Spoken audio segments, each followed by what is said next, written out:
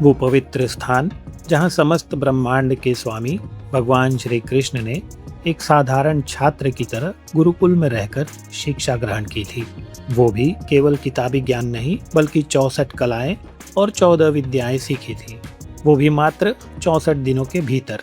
आइए चलते हैं मध्य प्रदेश के पवित्र नगर अवंतिका उज्जैन में स्थित महर्षि संदीपनी आश्रम में।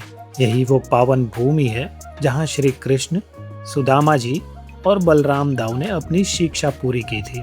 आइए दर्शन करते हैं अवंतिका उज्जैन में स्थित इस चमत्कारी और रहस्यमयी महर्षि श्री संदीपनी आश्रम की।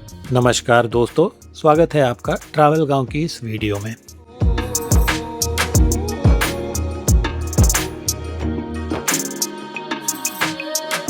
द्वापर युग की अवंतिका नगरी, जिसे आप और हम आज उज्जैन के नाम से जानते हैं। महर्षि संदीपनी यहाँ के सबसे महान गुरुओं में से एक थे। जब श्री कृष्ण और बलराम कंस का वध करने के बाद मथुरा आए तो उन्हें सांसारिक और दिव्य ज्ञान की आवश्यकता हुई। तब उन्हें अवंतिका के इसी गुरुकुल में भेजा गया था। यहाँ श्री कृष्ण की भेंट सुदामा जी से हुई और यहीं से शुरू हुई दुनिया की सबसे महान मित्रता की कथा। श्री संदीपनी आश्रम की सबसे चौंकाने वाली बात यह है कि भगवान श्री कृष्ण ने यहाँ केवल 64 दिनों में 64 कलाएं और 14 विद्याएं सीख ली थी। इनमें युद्ध कला, राजनीति, संगीत, नृत्य और यहाँ तक कि जानवरों की भाषा समझने की शिक्षा भी ग्रहण कर ली थी।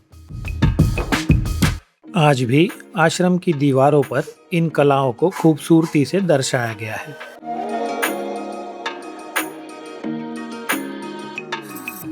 चलिए अब आपको दिखाते हैं इस आश्रम के मुख्य आकर्षण। मान्यता है कि इसी जगह पर गुरु संदीपनी भगवान श्री कृष्ण को पाटी पर अंक लिखना सिखाते थे। आज भी यहाँ पत्थरों पर 1 से लेकर 100 तक के अंक और कुछ रेखाएं उभरी हुई दिखाई देती हैं।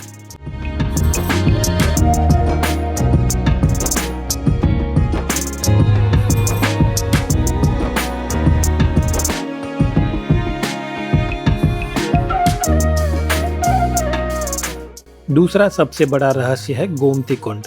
पौराणिक कथाओं के अनुसार जब गुरु संदीपनी को स्नान के लिए पवित्र नदियों के जल की आवश्यकता पड़ी तो शिष्य श्री कृष्ण ने अपनी दिव्य शक्तियों से गोमती नदी के जल को सीधे इस कुंड में प्रकट कर दिया था। कहा जाता है कि इस कुंड का जल कभी सूखता नहीं है।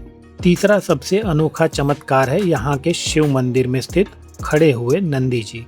आपने दुनिया भर के मंदिरों में नंदी बैल की बैठी हुई मूर्तियां देखी होंगी, लेकिन संदीपनी आश्रम के सर्वेश्वर महादेव मंदिर में नंदी महाराज खड़े हुए हैं। ऐसी मान्यता है कि जब भगवान श्री कृष्ण खुद गुरु के सामने खड़े होकर शिक्षा ग्रहण करते थे तो नंदी जी ने भी श्री कृष्ण के सम्मान में खड़े रहना ही उचित समझा।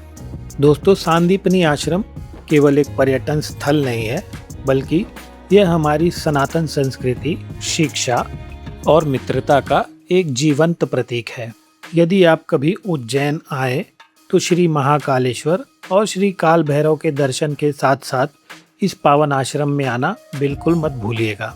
दोस्तों, मैंने उज्जैन महाकालेश्वर दर्शन और उज्जैन दर्शन का एक वीडियो अपने चैनल पर डाला है। अगर आपने नहीं देखा तो उसे भी एक बार अवश्य देखें, जिससे आपको ये पता चले कि उज्जैन में कौन सी दर्शन स्थलियाँ हैं जहां आपको अवश्य ही जाना चाहिए। आशा करते हैं यह वीडियो आपके लिए सहायक हो। इस वीडियो में यहीं तक, मिलते हैं अगले वीडियो में। तब तक के लिए जय श्री कृष्ण, राधे राधे, हर हर महादेव।